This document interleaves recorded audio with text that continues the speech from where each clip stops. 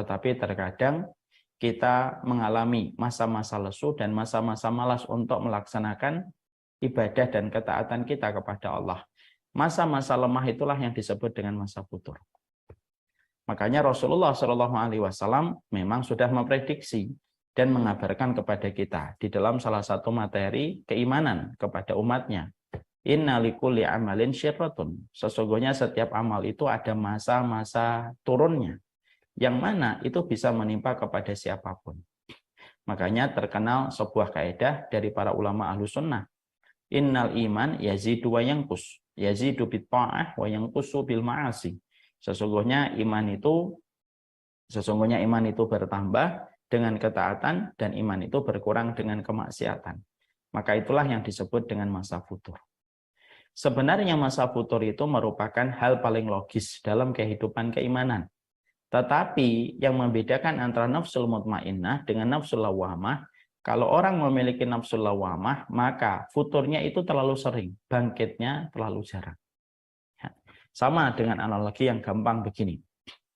Dalam analogi yang gampang, maaf nak, ada pulpen. Dalam analogi yang gampang begini, kencing itu biasa, tapi lihat seberapa sering kita kencing. Kalau ada orang yang sering kencing, berarti yang kita khawatirkan jangan-jangan ini tanda diabetes, karena terlalu sering kencing. Ya, karena salah satu tanda diabetes itu terlalu banyak kencing, terutama di waktu malam. Ini analogi sederhana bahwasanya nafsul lawamah itu sebenarnya begitu. Futur biasa, karena manusia tidak bisa selalu setiap waktu di atas permukaan. Pada keimanan dia kepada Allah, terus taat kepada Allah itu tidak bisa. Mana mungkin kita terus-menerus di atas permukaan beriman kepada Allah Subhanahu wa taala? Tidak bisa, karena kita bukan malaikat. Itulah yang sudah disampaikan oleh baginda Rasulullah Shallallahu Alaihi Wasallam. Baginda Nabi sudah menyampaikan bahwasanya manusia tidak bisa setiap waktu pada kondisi semangatnya di atas permukaan di dalam dia beribadah kepada Allah. Karena yang bisa melakukan itu hanya malaikat. Bahwasanya manusia itu ya kadang-kadang mereka memiliki masa turun dan masa naik. Tapi orang yang terlalu sering futur tetapi sulit bergerak untuk naik, maka itu merupakan salah satu tanda dan barometer yang sangat jelas bahwasanya itu berarti nafsu yang ada pada orang itu nafsunya adalah nafsu lawamah. Karena nafsu itulah yang menyeret pemiliknya atau pemilik jasad atau pemilik hatinya, menyeretnya jatuh kepada titik nadir, jatuh kepada titik buruk, tapi sulit sekali naik. Makanya itulah kondisi yang dimiliki setiap nafsu lawamah. Dari definisi baru pertama ini, kita sudah masing-masing bisa untuk meraba hati kita dan dada kita. Jangan-jangan saya ini nafsunya lawamah ya. Sering banget futur, tapi sulit sekali untuk naik. Kalau nafsul mutmainnah, mereka terkadang futur, tapi futurnya tidak lama. Naiknya cepat. Jatah untuk futur tidak terlalu sering pada kehidupan mereka. Kalaupun jatuh futur, maka itu pun hanya berkurang pada sebagian ibadah sunnah, tidak meninggalkan seluruh ibadah sunnah. Itu kalau pemilik nafsul mutmainnah. Karena salah satu definisi nafsul mutmainnah, nafsu yang tenang itu adalah bagaimana dia selalu tenang ketika melaksanakan perintah, tenang pula ketika menahan diri dari seluruh kemaksiatan dan dosa. Nah, itu berbeda dengan nafsul lawamah. Maka dia sering berbalik, dia berubah warna. Artinya dia sering berbolak-balik dia. Artinya banyak sekali yang dipikirkan olehnya. Dan segala perkara bisa membuat dia terdistract dengan banyak sekali yang dia jumpai. Ketika melihat sesuatu langsung berubah apa yang harusnya dia lakukan. Dia begitu sulit untuk menghadirkan hati, menghadirkan makna pada pikiran dan jiwanya tentang apa yang harusnya menjadi tujuan dalam kehidupannya.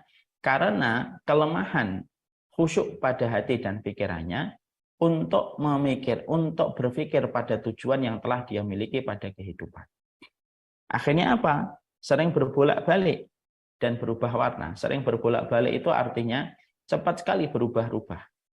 Ketika melihat sesuatu, maka langsung terjadi perubahan pada dirinya. Padahal dia tahu sebenarnya tujuan pada hidupnya itu untuk apa.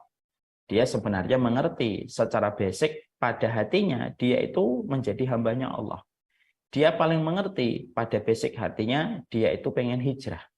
Dia mengerti di basic hatinya bahwasanya dia pengen kembali kepada Allah setelah jenuh dengan kehidupan dunia yang begitu-begitu saja hambar rasanya. Dan orang-orang yang mereka itu memiliki nafsu lawamah itu menjadikan dia itu suka berubah-ubah. Setiap perkara bisa menjadikan dia terganggu pikirannya, lalu berbolak-balik. Dalam bahasa kekinian, gampang terdistract dengan segala sesuatu yang dia dapatkan dan dia jumpai. Ya. Jadi ketika dia lagi menetapkan satu tujuan, saya ingin begini, saya ingin membaca, saya ingin menghafal. Lalu tidak lama mendapati sesuatu, lalu berubah apa yang sedang dia canangkan. Ketika dia menginginkan, saya ingin taubat.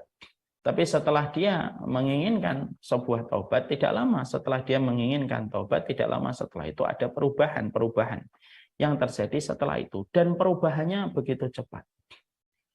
Akhirnya, sebagaimana kalau kita analogikan dan kita kiaskan, sebagaimana orang yang mendaki gunung, tapi begitu ketika dia mendaki gunung, dia tidak fokus kepada puncak yang menjadi tujuan akhir dari pendakiannya, tapi dia terlalu sering untuk duduk menikmati setiap pemandangan dalam setiap dia mendaki, sehingga perjalanan begitu lama dia masih bertahan di pos 1, bahkan belum sampai di pos yang kedua.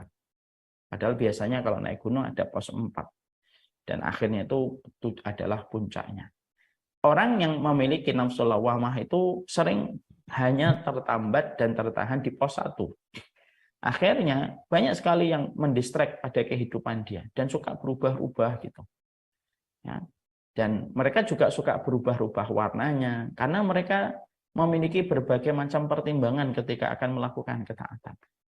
Jadi kalau saya ditanya, orang itu kalau memiliki nafsu lawamah itu kayak apa, Ustaz? Dia pasti memiliki banyak pertimbangan kalau akan melakukan kebaikan. Sehingga ketika akan melakukan ketaatan, dia banyak pertimbangan. Nanti kalau saya begini gimana? Nanti kalau saya begini bagaimana? Nanti kalau saya begini bagaimana? Pertimbangannya juga terlalu banyak. Jadi pertimbangan dia di dalam melakukan kebaikan itu terlalu banyak. Terlalu banyak menakar, terlalu banyak mengukur. Dalam segala perkara ketaatan yang harusnya dia lakukan. Kadang-kadang dia mikir, wah nanti kalau saya begini jadinya begini. Nanti nama saya nggak bagus. Nanti akun saya begini, terus kayak gitu. Orang kalau sudah dalam taraf itu, kita ini bukan untuk memvonis ya, tapi kita membedah penyakit ini. Kalau orang sudah dalam posisi yang semacam ini, maka ini merupakan bagian dari sebuah barometer yang juga sangat jelas. Ini merupakan salah satu tanda. Tanda bahwasanya ini merupakan nafsu lawamah. Jadi akhirnya orang nafsu lawamah itu mereka sering futur, susah bergerak naik, dan mereka itu suka bimbang, suka berubah, suka terdistract. Dan mereka suka banyak sekali pertimbangan dalam segala hal dalam segala perkara yang sifatnya adalah ketaatan dan ibadah. Dalam pertimbangan pada urusan kehidupan duniawi wajar. Ada orang suka bimbang dalam urusan duniawi, memilih ini atau memilih itu. Itu tidak bisa kita katakan ini nafsu lawamah, enggak.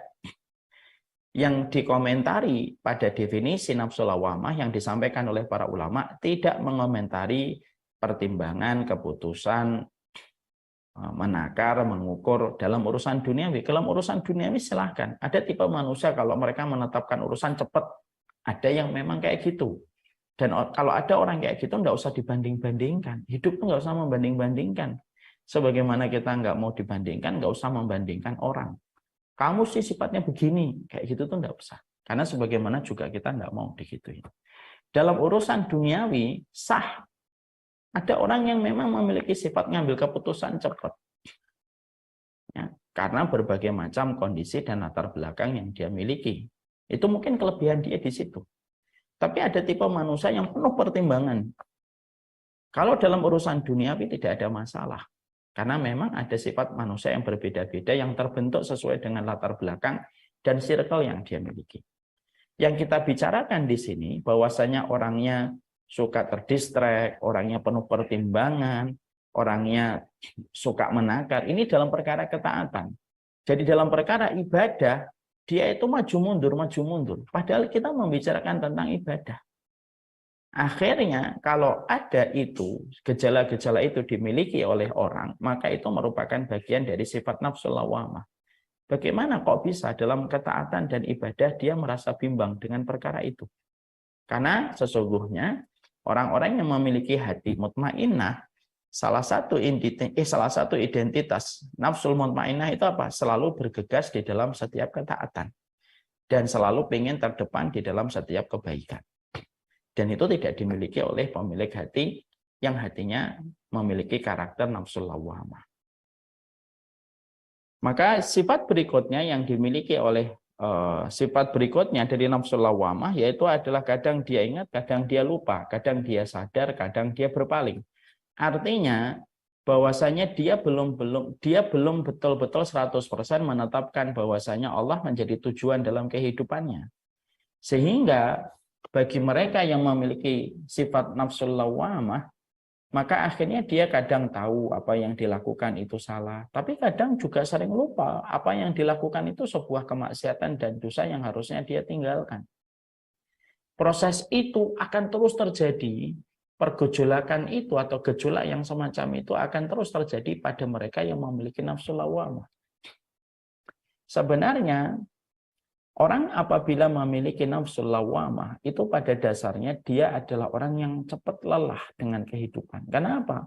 Ya karena belum ada konsistensi pada kehidupan dia. Inkonsistensi kita di dalam kehidupan itu yang menyebabkan kita cepat lelah pada kehidupan. Dan terus terang, para ulama menerangkan nafsul lawamah ini pemiliknya sangat banyak pada kehidupan akhir zaman. Jadi rata-rata akhir zaman itu nafsu yang banyak tersebar pada kehidupan manusia itu nafsu lawamah. Sehingga akhirnya rasa bimbang yang menjadikan dia terkadang ingat, terkadang dia lupa, itu yang menjadikan akhirnya bolak-balik antara ruang kesadaran dan ruang kealpaan dan kekhilafan itu terus terjadi dalam hidupnya. Kadang ingat, kadang lagi berbuat dosa lagi, kadang ingat lagi, kadang berbuat dosa. Yang secara tidak sadar hal tersebut melelahkan pikirannya. Makanya kan terkadang kita sering jumpai ada orang berkomentar, saya kok hidup di dunia capek banget ya. Padahal terkadang kalau kita melihatnya, kamu nggak ngapa-ngapain. Kok kamu capek itu apa yang dicapekkan dan apa yang diletihkan.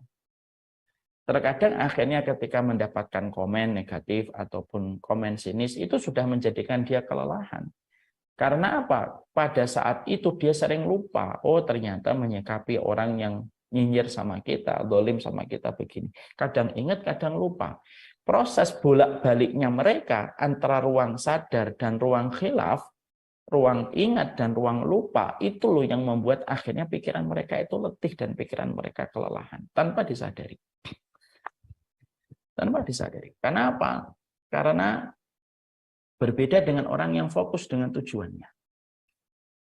Sebagaimana yang tadi saya sampaikan dalam sebuah analogi yang sederhana, kita naik ke gunung, kalau kita berleha-leha, setiap kita baru mendaki beberapa meter, kita duduk, kita makan, kita ngobrol, lama-lama perjalanan itu akan terus melelahkan karena kita tidak sampai pada tujuan untuk mendapatkan puncak gunung, supaya bisa menjadi kepuasan kita mendaki.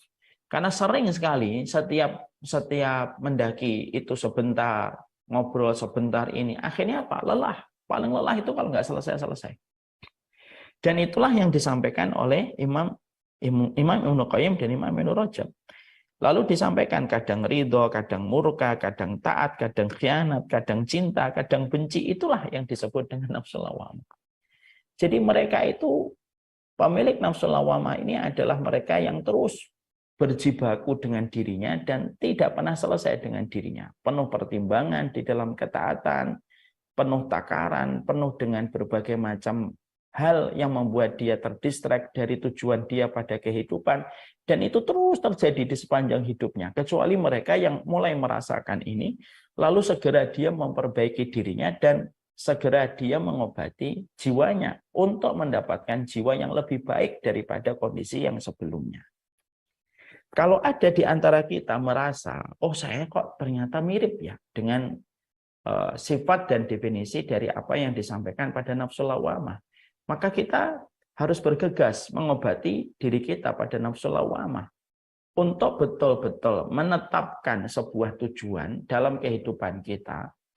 Karena dengan menetapkan tujuan dan berupaya untuk terjaga pada setiap tujuan yang kita miliki, maka itulah yang justru akan meringankan kehidupan kita dan kita tidak kelelahan di dalam kehidupan ini. Ketika kita antara sadar dan tidak, antara cinta dan ridho, antara menerima dan menolak, sehingga akhirnya bisa menjadikan kita sering terombang-ambing dalam perkara itu. Ustadz, apakah memiliki nafsu lawamah tercela? Memiliki nafsu lawamah bisa tercela kalau terus dibiarkan. Memiliki nafsu lawamah itu tercela kalau dibiarkan. Karena akhirnya menghabiskan sebagian besar umur hanya untuk ngurusin tentang perkara yang tidak selesai di dalam jiwanya. Sehingga akhirnya dia merupakan bagian dari sebuah kondisi yang sangat menguntungkan setan. Karena setan paling mudah masuk kepada hati nafsu lawamah. Ketika dia sedang lupa, disitulah setan masuk. Ketika dia sedang murka, disitulah setan masuk. Ketika sedang benci, disitulah setan masuk. Dan itu merupakan salah satu proyek dari pekerjaan setan yang bernama qarin. Tahu kan setan qarin? Saya sudah pernah membahas, setiap dari kita pasti didampingi oleh jin dari kalangan setan. Jin yang mendampingi kita setiap waktunya disebut dengan jin qarin. Wukila bihi qarinuhu minal jinni. Setiap manusia itu memiliki pengawal dari jin. Yang mana tugas jin ini adalah kalau dia bukan Islam, maka dia akan mendorong kepada manusia itu untuk melakukan keburukan, kerusakan, serta kemaksiatan. Dan qarin ini itu yang menimbulkan was-was di dalam hati kita. Alladzi yuwaswisu fi sudurin nas. Yang membuat kita ragu-ragu di dalam dada kita dan membuat kita sering was-was di dalam hati dan pikiran kita. Tapi ingat, para ulama menyampaikan, jin qarin ini akan hilang ketika kita hatinya lagi terjaga. Maka dia bersembunyi di balik aliran darah. Ketika hati lagi terjaga, mengingat Allah, mengerti tujuan hidupnya, ketika dia sudah tahu kehidupannya akan menuju kepada garis finish, dan akan berlanjut kepada kematian di alam barzah, lalu dia teringat, lalu ingat kembali kepada tujuan dalam hidupnya, untuk memperbanyak bekal sebelum kematian itu datang. Ketika hati terjaga, qarin ini langsung bersembunyi dia di aliran darah. Ketika hati sedang lalai, karena pemilik nafsu lawamah itu terkadang terjaga, terkadang dia khilaf, terkadang dia bangun, terkadang dia tidur. Ketika sedang benci, ketika sedang membantah, ketika sedang lupa, maka pada saat itulah jin qarin itu datang. Mengalir, memberikan berbagai macam pertimbangan, berbagai macam pemikiran, memberikan berbagai macam narasi yang sifatnya semuanya satu. Membuat kita semakin jauh dari Allah setahap demi setahap, tanpa terasa bagi orang itu. Orang yang akhirnya merasakan nafsu lawamah, akhirnya apa? Para ulama lalu menjelaskan, di antara akibat yang dirasakan ketika seseorang itu merasakan nafsu lawamah itu apa? Maka tidaklah mereka ingat kepada Allah, kecuali hanyalah sebentar. Wala yadhkurunallaha illa qalila.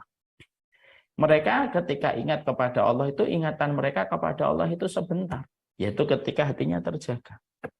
Kalau ditanya, ingat Allah? Ingat, tapi hanya sebentar. Selebihnya didominasi dengan keinginan duniawinya. Selebihnya diisi dengan goals pada kehidupan, pada karirnya, pada pencapaian materinya, pada pencapaian finansialnya. Walaupun dia tidak bisa dinafikan, dia tetap ingat Allah dalam beberapa kondisi. Dalam beberapa kondisi dia ingat Allah.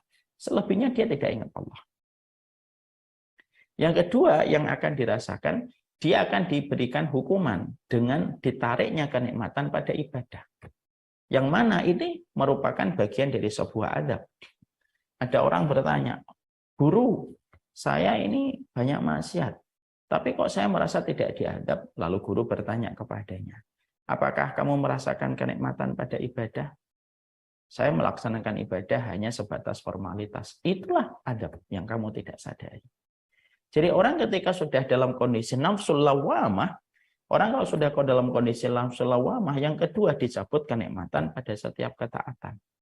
Lalu ditunaikan ibadah hanya sebatas formalitas. Akhirnya dia tidak mampu melaksanakan ibadah-ibadah yang seharusnya menjadi identitas keimanan dia. Dan menjadi sebuah aktivitas kalau dia memiliki hati yang mutmainnah atau nafsu yang mutmainnah. Itu yang kedua. Yang ketiga, dia akan merasakan kelelahan dan keletihan yang sangat luar biasa. Karena apa? Karena ingat dan lupa, benci dan cinta yang terus bergonta-ganti, lalu penuh pertimbangan di dalam setiap ketaatan itu justru akan melelahkan hidupnya. Karena apa? Dia harus berdiri di atas dua kaki. Orang yang berdiri di atas dua kaki itu pasti lelah.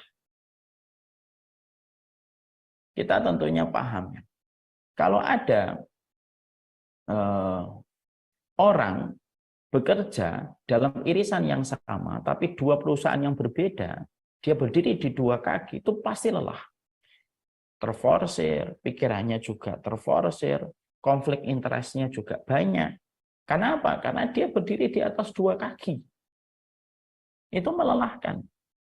Jadi kalau ada orang, salah satu di antara wujud konkretnya orang kalau sudah terlibat pada nafsul lawamah itu, kalau seseorang itu kadang dia punya teman yang solih, tapi juga tidak memiliki sebuah komitmen untuk meninggalkan teman-teman maksiatnya. Akhirnya apa? Dia terkadang memakai gamis dalam tanda kutip di tempat ini, terkadang dia melepaskan gamisnya di tempat ini. Orang semacam ini itu lelah. Karena dia tidak segera menentukan identitas dia berada di jalur mana. Akhirnya kelelahan itu akan terus mendera. Sehingga orang semacam itu biasanya adalah orang yang sering berkata, lelah ya hidup. Padahal hidupnya nggak ada banyak ujian sebenarnya. Padahal kehidupannya terkadang tidak banyak ujian, karena memang ujian ditimpakan kepada orang yang betul-betul beriman dengan ketakwaan yang super tinggi. Baru Allah berikan ujian yang berat. Tapi bagi orang yang memiliki nafsu lawamah, maka sesungguhnya mereka itu hidupnya nggak terlalu banyak dengan ujian. Tapi walaupun tidak banyak dengan ujian, kelelahan itu sangat terasa di dalam keseharian mereka. Ya karena berdiri di dua kaki tadi. Jadi tidak betul-betul maunya itu apa itu nggak ketahuan. Jadi sering kan kita ngelihat anak itu kadang begini, kadang begini, sampai kita maunya kamu itu apa? Dan biasanya kita memaklumi sifat itu karena memang anak kecil itu belum bisa mengambil keputusan. Maunya permen, tapi juga mau sama roti. Kita memberikan pilihan, ngambil satu, roti atau permen, atau roti atau susu. Dia bingung. Maunya dua-duanya, tidak bisa. Jatahnya cuma satu. Dia bingung mau roti atau ini. Akhirnya apa? Ngambil permen, tapi ngeliatin roti nangis. Permen diletakkan, ngambil roti, ngeliat permen nangis. Kita ngomong, kamu mau milih yang mana? Makanya akhirnya itu yang menjadi salah satu di antara dampak yang harus senantiasa menjadi sebuah bahan pemikiran kita. Kalau kita terus membiarkan diri kita berada pada nafsu lawamah yang dikatakan oleh Imam Ibnu Rajab, Imam Ibnu Qayyim, kita akan kelelahan, kita akan ingat Allahnya sedikit, akan dicabut kenikmatan ibadah karena ibadah hanya difungsikan pada perkara melepaskan kewajiban, dan dia akan berada pada kelelahan di antara ambang kehidupannya dia. Karena apa? Ya begitu dia. Ya. Akhirnya apa? Nggak jelas mau hamba dunia, yang nggak hamba dunia banget. Hamba Allah juga nggak hamba Allah banget. Hamba akhirat nggak hamba akhirat banget. Hamba dunia juga nggak hamba dunia banget. Itu malah melelahkan. Makanya kan kadang-kadang ada orang yang berkata gini, sudahlah nyikapi itu ya dunia dapat, akhirat dapat. Nggak bisa. Hidup itu pilihan. Hidup itu memang pilihan. Mana dalil hidup itu pilihan? Wal akhiratu khairu wa abqa. Allah yang membuat pilihan akhirat itu lebih baik dan itu lebih langgeng. Ya memang sifatnya itu hidup itu ada pilihan. Kalaupun ada orang yang mereka mungkin konfrontatif lalu berkata, enggak usah gitu amat lah, saya tetap akan berada di atas dua jalur ini. Gitu. Ya enggak apa-apa, tapi konsekuensinya jangan kaget. Kamu akan kelelahan, keletihan, nikmatnya ibadah hilang, porsi mengingat Allah jadi sedikit. Itu bagian yang tidak terpisahkan, yang pasti kita akan temukan. Ya. Dan itulah ya jadinya dari definisi dari nafsu lawamah. Saya ulang kembali.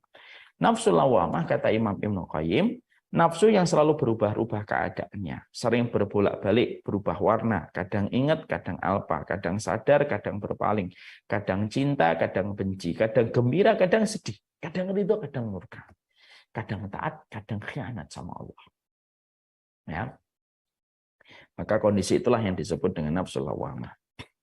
Sebagian orang lain mendefinisikannya sebagai nafsu seorang mukmin. Hasan al-Basri berujar, seseorang mukmin itu selalu mencela atau banyak mencela. Ia terus berkata, apa yang kau inginkan dari ini? Mengapa engkau lakukan ini? Sungguh ini lebih baik daripada yang ini atau semisalnya. Ada juga yang mengartikan lawamah dengan celaan pada hari kiamat. Pada hari itu setiap pribadi akan mencela dirinya sendiri. Jika ia pendurhaka, maka dia akan mencela kedurhakaannya. Jika seorang yang taat, maka kalau dia orang taat, maka dia mencela keteledorannya dan kekurangannya. Maka itulah definisi-definisi di antara para ulama. Artinya ada definisi yang pertama, yang tadi kita sampaikan. Ada definisi yang kedua, bahwasanya nafsu lawamah itu adalah orangnya itu sering sekali melakukan hal-hal yang kurang benar dan sering berkata, kenapa sih masih melakukan itu? Kenapa sih masih melakukan ini? Kenapa sih suka melakukan itu? Dia sering mencela dirinya dengan perbuatan itu, tapi terus masih melakukan lagi. Walaupun dia sering sekali mencela tentang apa yang telah dilakukan di dalam hidupnya. Ada juga yang mengartikan bahwasanya nafsul lawamah itu adalah celaan pada hari kiamat. Artinya, pada waktu di hari kiamat nanti, orang itu nanti akan mencela kepada apa yang telah dia perbuat. Kalau dia adalah didominasi dengan dosa, maka lawamah itu akan mencela, ya Allah, kenapa sih saya berbuat dosa ini? Kalau dia adalah orang yang taat, dia akan mencela lagi. Ya Allah, kenapa saya tidak banyakin lagi? Kenapa saya tidak tambahkan lagi ketaatan saya supaya mendapatkan derajat yang lebih tinggi? Maka kata Imam Ibnu Qayyim, semua pengertian itu benar sesuai dengan tempatnya masing-masing. Ya. Lalu kembali bahwasanya setelah kita mengetahui dari apa yang tadi dijelaskan pada definisi pertama, maka para ulama lalu membreakdown lagi. Nafsu lawamah itu sebenarnya tidak semuanya negatif.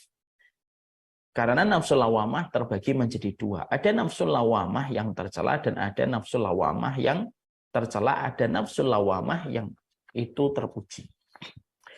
Yang pertama, nafsu lawamah yang tercela itu yaitu nafsu yang dungu dan menganiaya dirinya sendiri.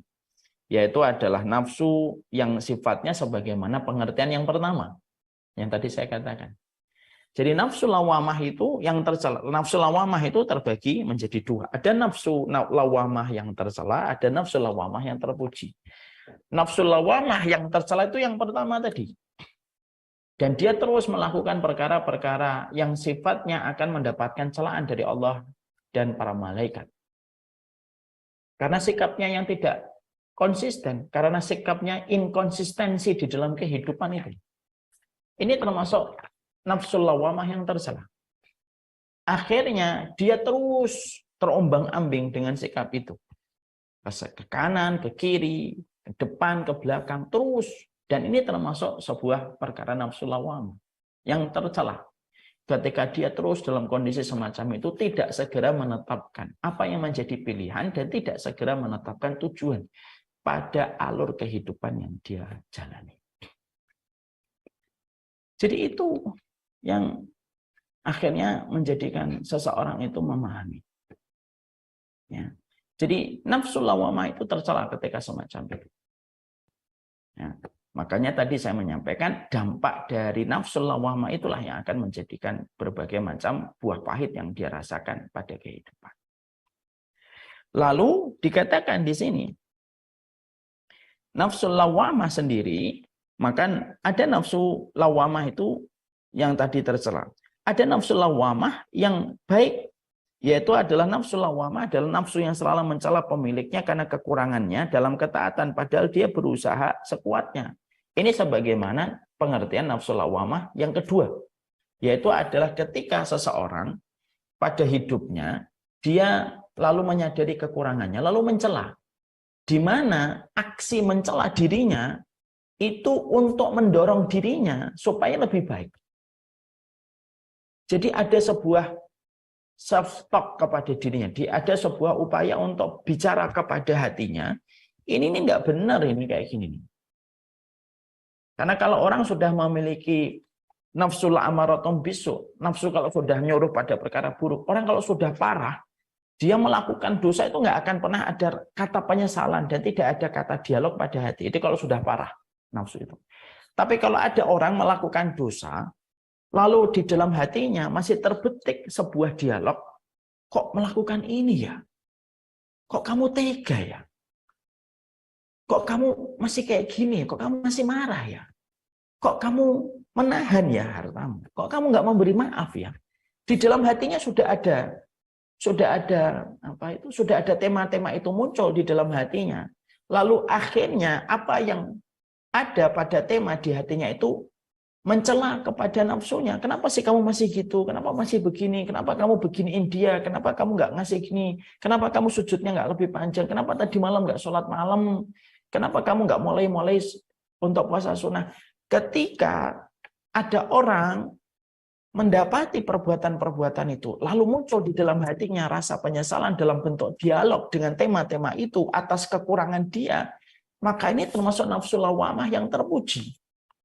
Karena apa? Dengan berdialog itu akan memberikan dan menggugah kesadaran.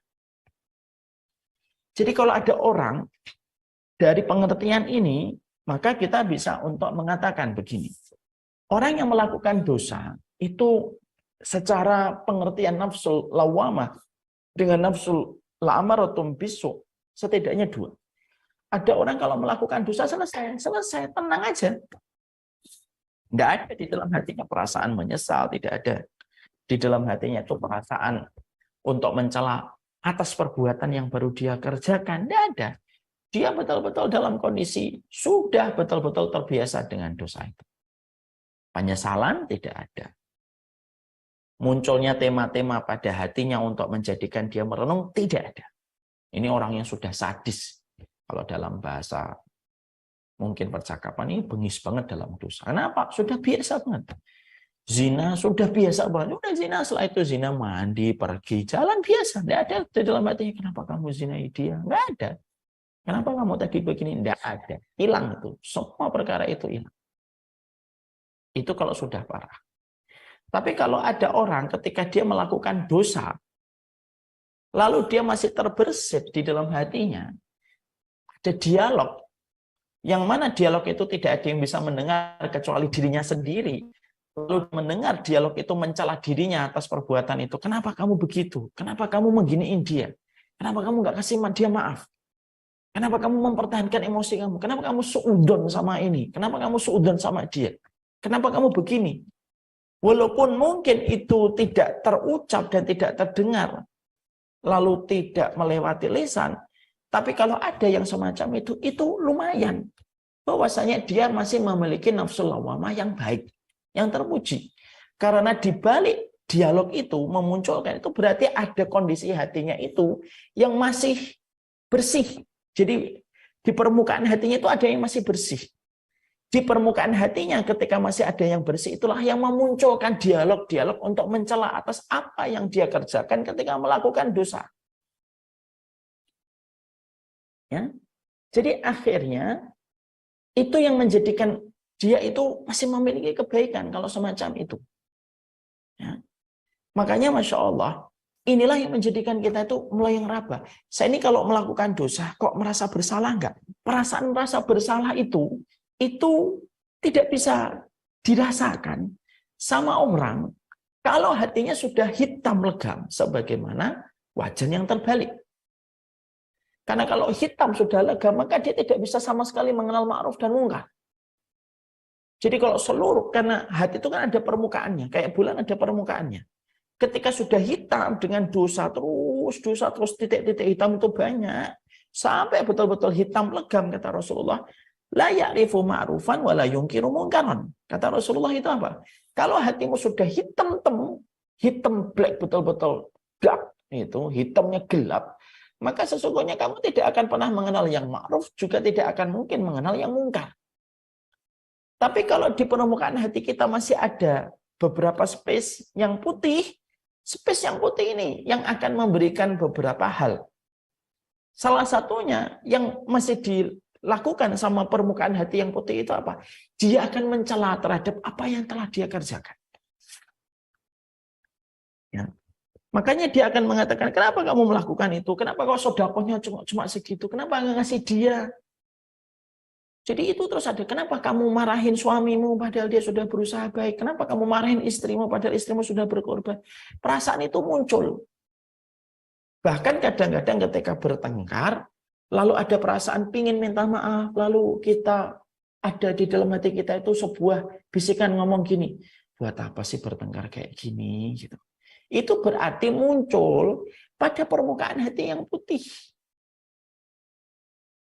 Jadi masalah hati itu kalau ada ilmu kedokteran membahas tentang hati ini, Masya Allah, ilmunya luar biasa. Makanya Nabi lalu menyampaikan kalau sudah hitam, hilang. Kalau masih ada putihnya, masih ada banyak kebaikan yang masih bisa dimanfaatkan. Lah itu, kalau setiap celaan yang diberikan kepada hatinya atas perbuatan yang dia kerjakan, lalu direspon dengan dia, astagfirullah, dia berubah dan mengubah yang lebih baik, maka sesungguhnya itu yang nanti akan membersihkan hitam-hitam yang menjadi sisa. Bahkan yang asalnya didominasi warna hitam, seiring dia terus dicela oleh hatinya ketika melakukan dosa, dan dia merespon itu dengan dia beristighfar dan bertobat, permukaan-permukaan hitam itu akan memutih seiring dengan penjagaan terus. Dan akhirnya yang menginvasi hitamnya hati adalah istighfar dan tobat yang dimulai dari celaan yang diberikan kepada dirinya sendiri. Ya, insya Allah ya. Ilmu hati itu luar biasa. Ya. Maka dikatakan oleh Imam Ibnu Qayyim, nafsu ini tidak dicela, nafsu yang kedua. Jadi kalau ada orang suka berpikir kenapa melakukan ini, itu berarti nafsu yang baik. Berarti masih ada harapan, hatimu masih ada sisa-sisa space yang putih. Ya. Jadi ada sisa space pada hatimu tuh yang putih. Maka nafsu ini tidak dicela, bahkan ini termasuk nafsu yang paling utama adalah nafsu yang mencela diri atas kekurangtaatan kepada Allah.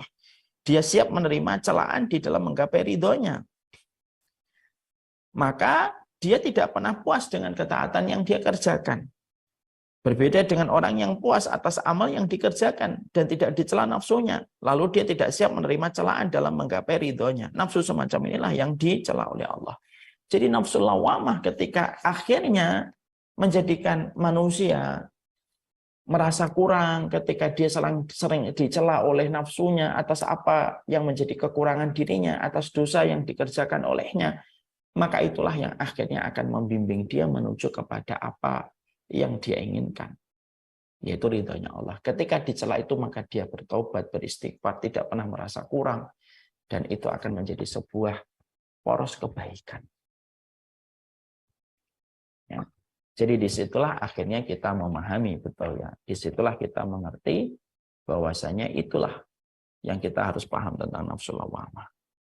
Jadi nafsu lawamah itu setidaknya memang ada dua definisi yang kita harus paham. Definisi yang pertama yang termasuk definisi nafsu lawamah yang tercela itu apa? Yaitu nafsu yang selalu berubah keadaan, sering berbalik, berubah warna, kadang ingat, kadang lupa, kadang sadar, kadang berpaling, kadang cinta, kadang benci, kadang gembira, kadang sedih. Kadang ridho, kadang murka, kadang taat, kadang khianat. Mereka orang yang penuh pertimbangan kalau melakukan kebaikan dan tidak jelas itu tujuannya mau kemana. Mau jadi hambanya dunia atau mau menjadi hambanya akhirat itu juga nggak jelas. Dan terus tersiak-siak di dalam perkara itu. Ini termasuk nafsu lawamah yang tercela. Ada nafsu yang kedua, yaitu adalah nafsu lawamah, pengertian sebagaimana yang disampaikan oleh Hasan al-Basri, yaitu adalah nafsu yang menjadikan orang sering mencela dirinya sendiri atas kekurangan yang dia lalui pada kehidupan. Kenapa kamu melakukan ini? Kenapa kamu baru melakukan ini? Kenapa kamu tidak melakukan ini? Kenapa kamu tadi malam tidak sholat? Kenapa hari ini kamu tidak jadi puasa? Kenapa hari ini tidak banyak sedekah? Nah, itu terus dia dicela terus. Itu juga termasuk pada definisi nafsul lawamah tetapi yang terpuji. Lalu itu kalau sudah ada yang akan menjadikan manusia, kalau itu sudah muncul, itu yang akan menjadi sebuah kebaikan pada kehidupan manusia. Nah, inilah yang menjadikan kita paham, inilah yang menjadikan kita mengerti. Itulah yang dimaksudkan dengan nafsul lawamah. Ustadz, saya merasa nafsu saya nafsul lawamah. Tidak apa-apa lah. Kan ada yang terpuji, ada yang tercela. Kalau ada yang merasa tercela, semoga dengan ilmu ini kita mampu memberikan maintenance. Memang semuanya itu tidak bisa kita harapkan sesempurna mungkin. Tapi bisa menjadi baik dengan perawatan yang kita berikan. Itulah nafsul lawamah. Ini yang dapat saya sampaikan di dalam pertemuan ini. Semoga Allah memberikan kebaikan dalam setiap urusan kita. Dan semoga kita semakin mengetahui tentang arti dari nafsul lawamah pada kehidupan kita. Wassalamualaikum warahmatullahi wabarakatuh. Saya serahkan kembali kepada